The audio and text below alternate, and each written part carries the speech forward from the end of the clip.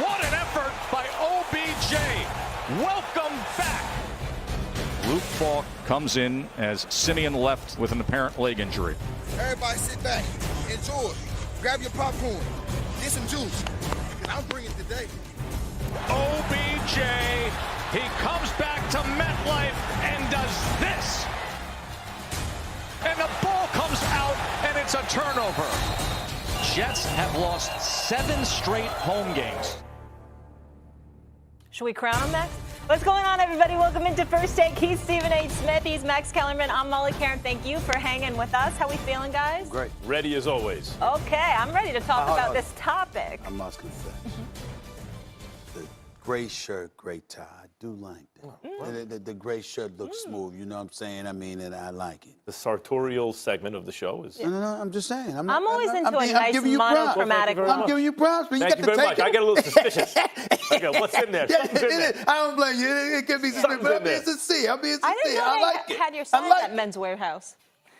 The Browns certainly caught a break in week 2 after getting thumped by the Titans at home. OBJ and the crew headed to his old stomping grounds at the Meadowlands to face the depleted Jets on Monday Night Football. Got their first win to the tune of 23-3. Stephen A., are you encouraged by the Cleveland Browns' performance? No, not at all. You know why? Because as far as I'm concerned, they had a bye week. The Jets are trash. Let's just call it what it is. My condolences to my brother Jeff Brown. Y'all know my boy Jeff out in Cali. He's a Jets fan? Die-hard Jets fan. Oh, because he's from New York originally. Die-hard Got Jets it. fan and subjecting my godson Nicholas to this atrocity year after year after year. If you're a Jets fan, it's redundant to say die hard. If you're still alive and you're a Jets fan, you're obviously die hard. That's a very, very good point. But listen, and I feel sorry. My sympathies go out to the Jets defense. It's not their fault. What can you do? You know how much time they spent on the field yesterday? I mean, they couldn't. The offense could do absolutely nothing. You had one player, Le'Veon Bell, and pretty much nothing else. You got no number 1 receiver. Nobody even looks like a number 2 receiver. You don't have a quarterback. Obviously, Sam Darnold is out with mono.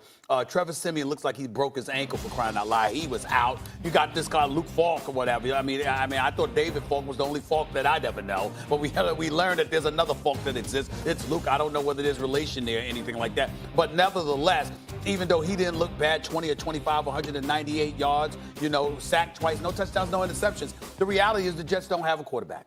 It's just that simple. Call Colin Kaepernick, but we'll get into that a little bit later on in the show. In the end, the defense was on the field entirely too much. And Odell Beckham Jr. was sensational. We get all of that, the one-handed catch, the electrifying touchdown, 89-yard touchdown, scamper. We get all of that. But the Jets are not really a team. First of all, I've never been a fan of Adam Gase. All right, by the way, he gave them 3 points at the end of the first half. Because why don't you just run the ball, run out the clock, and run the hell into the locker room? What the hell you doing throwing the football for? It's like the Atlanta Falcons did in the Super Bowl when all you got to do is run the ball, run out the clock, and New England won't have enough time to come back. But Quinn and Shanahan and those boys decided to throw the football, and New England ended up coming back and beating them. Obviously, this wasn't the Super Bowl because it's the Jets who ain't been there since 1969. But in the end, when you look at it, let's understand that you got Adam Gase, who I never believed should have been the head coach of this team, who hasn't been impressive as of yet, who highlighted why he wasn't impressive at the end of the first half when he gave the Browns an additional 3 points. And you have no offense whatsoever, okay? And so the way I look at it, Cleveland didn't prove much, but it ain't their fault. They weren't going up against an NFL team. They were going up against half a team. The Jets have a defense. I'm not putting it on their defense. I'm putting it on the fact that your offense is so inept that the defense just ran out of gas. They had no chance, no hope whatsoever. They knew it. They fought as best as they possibly could. But the Jets just are not an impressive team, period. The Jets have a defense. So do the Browns. Myles Garrett's a bad dude. Yes, he is. And by the way, that's why I'm encouraged. Because if you look at the Browns, the offense was nothing to write home about. Odell was spectacular. Odell's from a different planet. He might be, he or LeBron James or this. He's on a short list of greatest athletes on the planet. Baker Mayfield didn't look good. And he looked okay. He was an NFL quarterback, but that's not good, Baker Mayfield. And, last year, I gave a lot of credit to Kitchens, or Greg Williams, because when Hugh Jackson was gone, it was a tale of 2 seasons, not only for the team, but especially for the quarterback. Baker Mayfield went from a guy who had to thread the needle anytime he hit a receiver to a guy throwing to open receivers, which is the most important thing from the offensive coordinator, really. Are the receivers open? That's really the question. And Baker was sensational second half of the season. But maybe it wasn't just the coaching change. Maybe Baker's one of these guys who gets off to slow starts because he has not looked good so far this season. So the question for the offense is there reason to believe it will get better as time goes on? There's absolutely reason to believe. Zeitler, actually, remember the Zeitler for Vernon trade, right? That was the first part of the Odell trade. When you take an excellent pass-blocking guard off your offensive line, it's going to take some weeks early in the season to get going. And I thought that might happen anyway, right? So the O-line should improve as time goes on. The Jets' offensive line. No, I'm talking about the Cleveland. Browns. Okay. Cleveland's offensive line should improve. Their offensive coordinator is now their head coach. So there should be open receivers eventually as this season progresses. Then the question is, what do they look like on the other side of the ball? If you believe in the offense, and I absolutely believe in their offense, it's going to take some time to get going. Second half of the season, I think they're going to be devastating, and they'll get it together over the first half. The question is, what do they have defensively? Can they get to the quarterback? Yes, they can. This is a team with real talent on defense. So what I saw yesterday was obvious talent that we knew they had on both sides of the ball. And by the way, they have a brutal schedule coming up. They might be 2-4.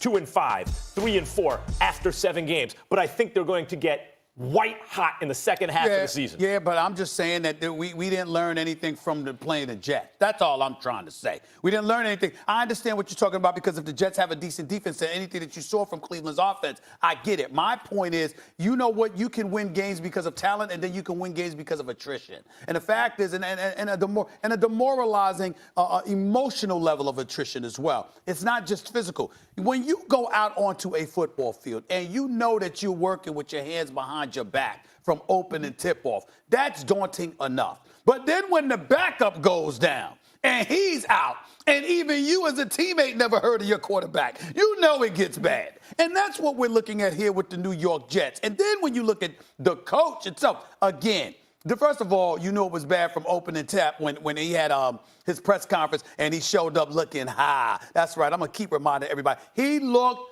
high. It was a little bug-eyed. I'm not sure of the cause. I don't know if it was the weed or anything like that. But damn it, it's fair to say it's on camera. Anybody that doubts me, just look on camera. It's right there for everybody to see, Max. He looked high, okay? And damn it, he ain't coached much better since he's been here. You don't really have much to work with. He's got something to do with that. Maccagnan's gone now, okay? You got the GM you wanted. You're the coach you want it to be, where you want it to be, etc. But when you look at it, it's Le'Veon Bell and pretty much nothing else without Sam Darnold, and that's what you're looking at here. There's no doubt when Look you see at a that team schedule. when you see a team beat the Jets, the Giants, either New York team or the Dolphins, it's like, well, what can you really tell about that? That's a gimme, right? That's all I'm trying to say. But this schedule, okay, good, we got it up. No, that's the New York Jets. Jets. No, Wait, forget the Jets. Let's look at the Browns I'm going to the schedule. Browns schedule. This is brutal. They host the Rams. They're going to lose. I'm telling you right now, they're going to lose the home game This coming up. schedule's Then they're unreal. at the Ravens, at the Niners, which is actually looking like a tough game now. They host the Seahawks. Then they're at the Patriots. By the way, their first kind of easy game,